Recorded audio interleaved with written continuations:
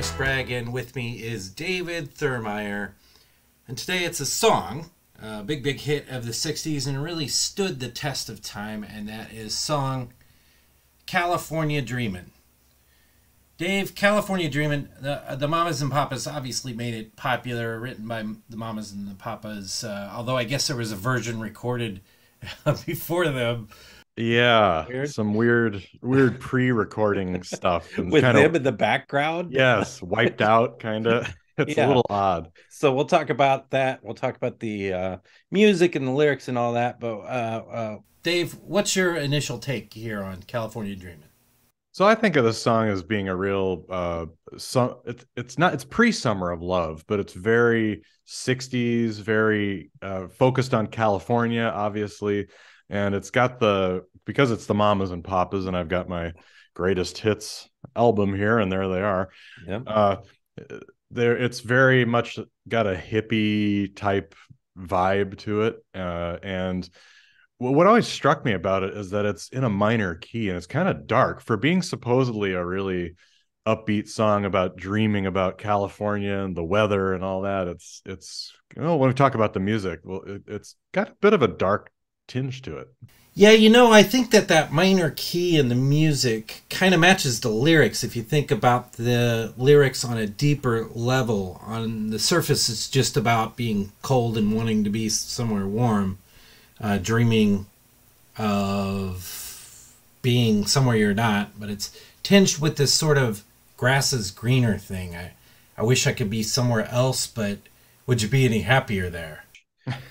And the cold is maybe kind of a metaphor for, something emotionally weighing on the lead character of the song.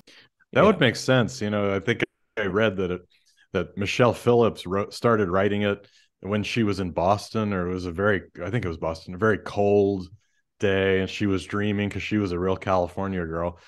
She was dreaming about wanting to be back there with John Phillips, her bandmate and husband.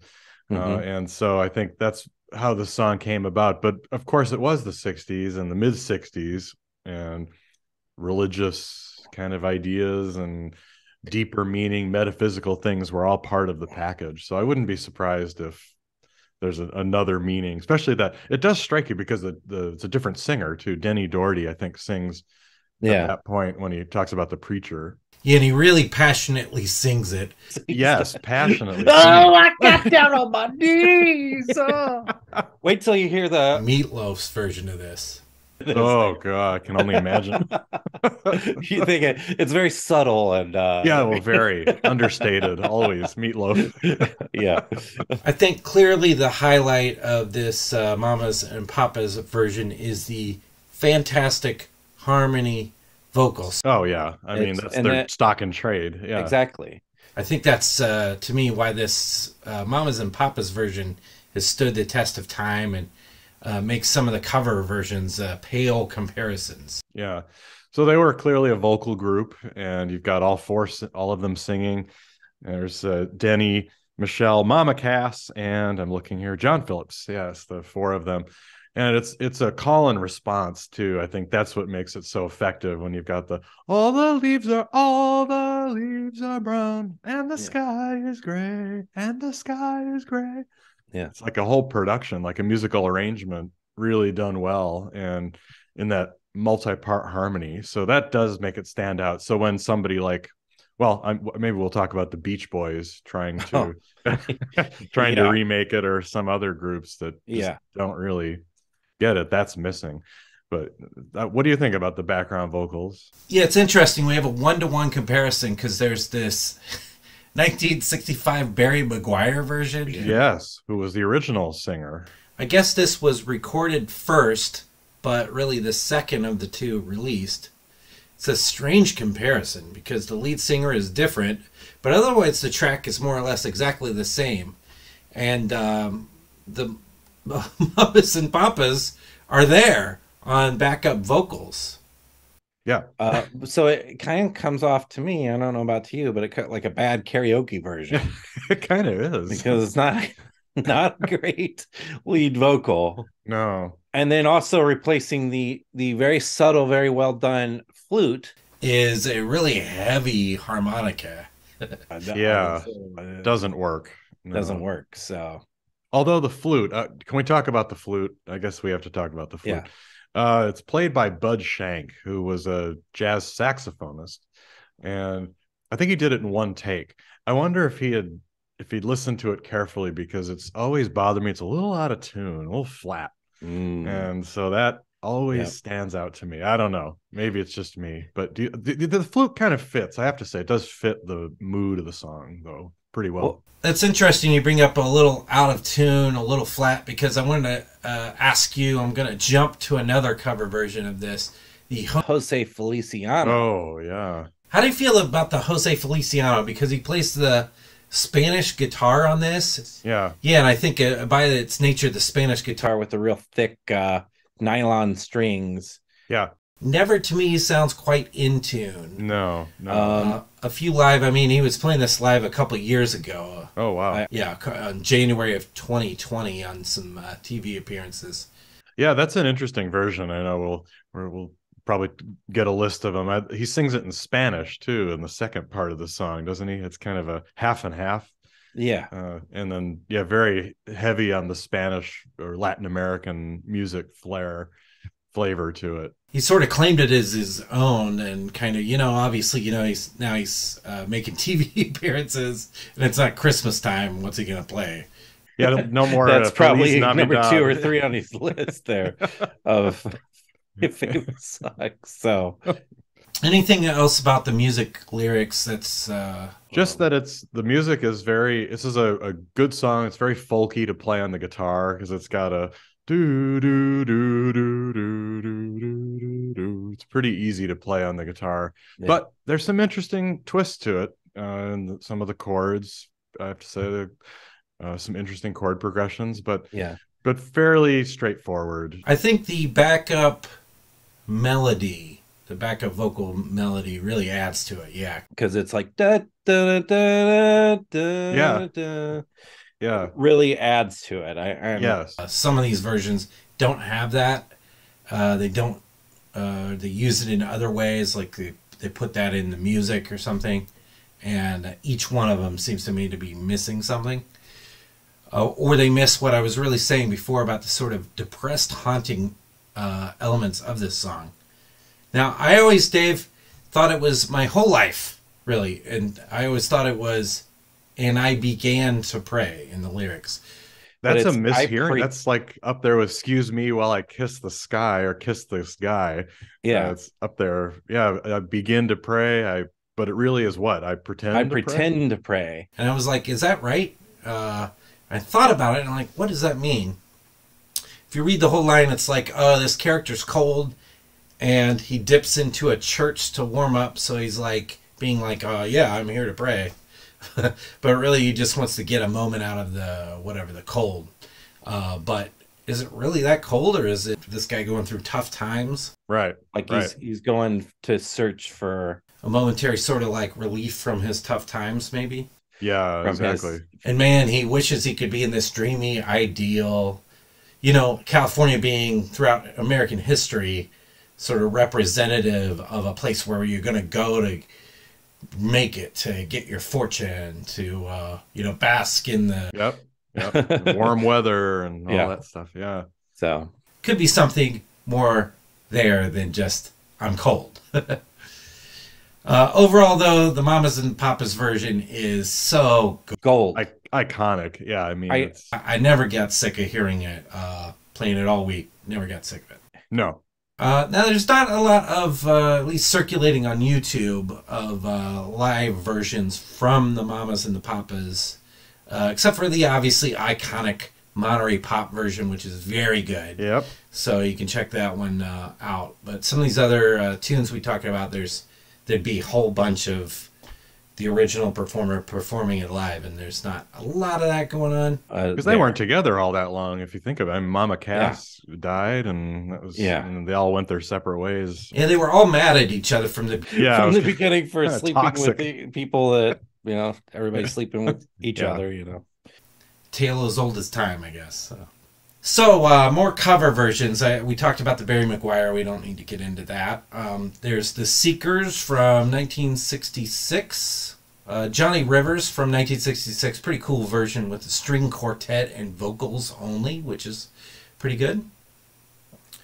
Probably one of my top ones is Bobby Womack. Yes, that was my favorite one. Yeah, I like that one.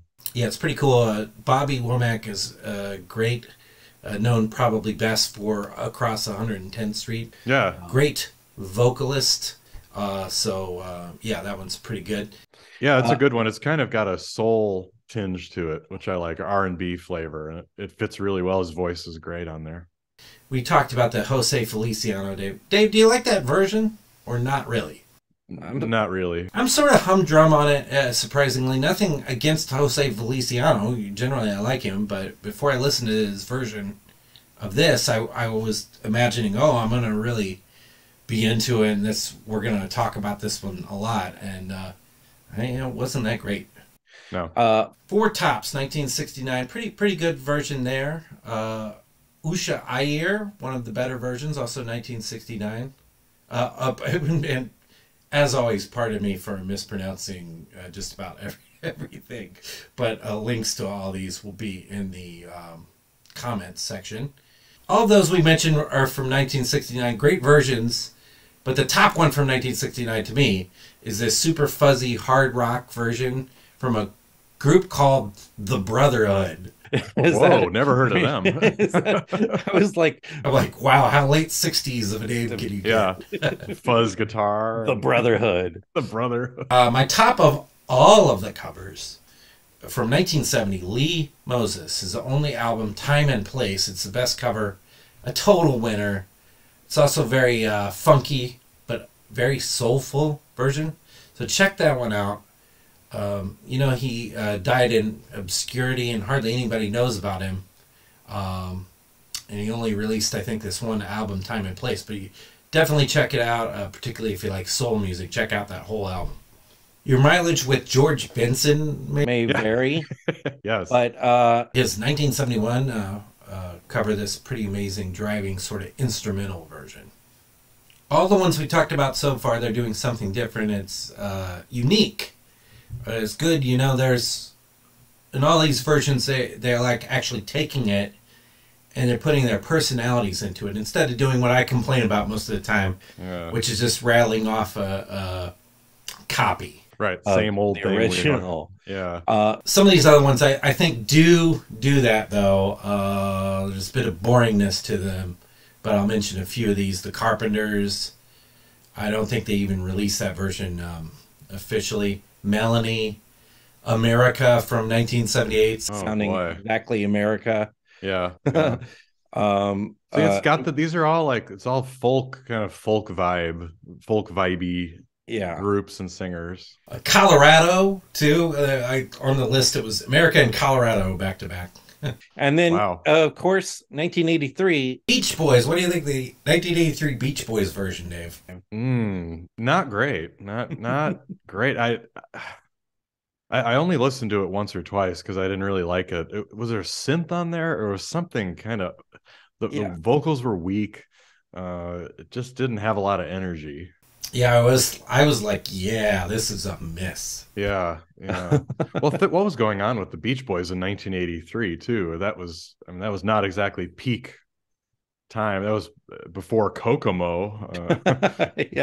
Career resurgence. That's right.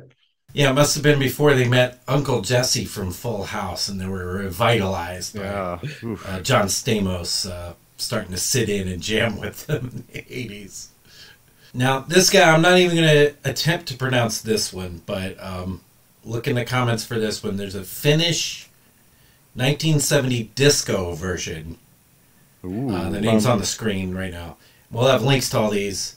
But check that one out because it's a disco version in Finnish, which is very cool. There's a group called 1860. They did sort of a jazz flute version, really highlighting the flute. They're like, the best part of this song is that flute. But let's use that flute for all of it. So let's use it all. Let's see what else here. Nancy Sinatra. unsure of when this was recorded, but it was released in 1998. Not bad. I've become a big Lee and Nancy guy over the past few years. Kind of dug back into that catalog. Here it is, Dave. Meatloaf. Oh, yeah. 2011 overwrought version. Way overdoes everything. Over the top backup vocals, and throws the kitchen sink at the the works. So not terrible, but I like Meatloaf generally.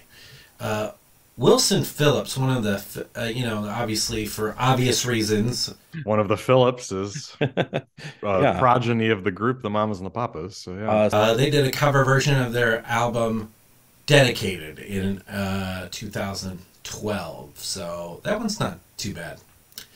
Diana Krall, 2015, sort of so-so, that one. Sia did a real moody version, and that's on the San Andreas soundtrack. I know you own a copy of that. Constantly listening to that one, yeah. Jimmy Buffett. Yeah, that fits. Dave's also a real parrot head. It's released in 2017, but it sounds like it's way older, like one of those from the Vaults live versions. Monophonics 2018 version, instrumental, kind of cool. Soul version, so that's pretty good. And then the last one from 2019, 8-Bit Universe. It's a weird sounding thing from their album Covered in Bits. So. Okay.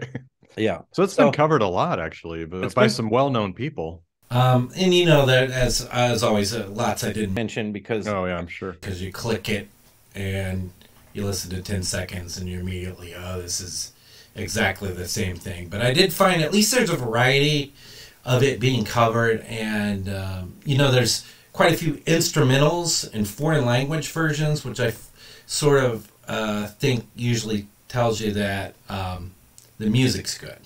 And like you said, it's sort of a simple but complex.